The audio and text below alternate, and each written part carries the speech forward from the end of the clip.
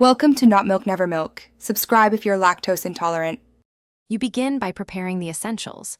Confirm Windows 10 or 11 and decide Bluetooth or wired USB. Plug the DualShock 4 in or enable pairing mode by holding Share plus PS until the light blinks. Once done, open Steam if you're using it. Alternatively, download and run DS4 Windows so Windows recognizes the controller. Make sure drivers install automatically.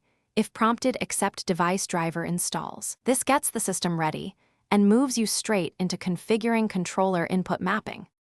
Next, you configure mapping and features.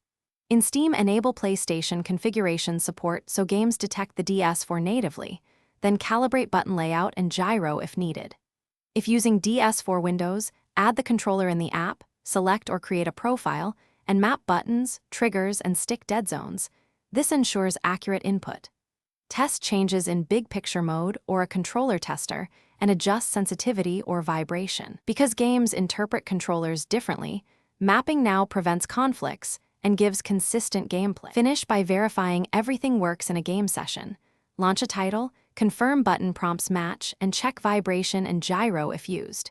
If something breaks, reconnect the USB or repair Bluetooth. Restart Steam or DS4 Windows to load profiles. Make sure Bluetooth drivers are current and that no other input software conflicts. One key troubleshooting tip: if inputs act erratically, test the controller on another PC to isolate hardware versus software. This quickly tells you whether recalibration or a new cable is required.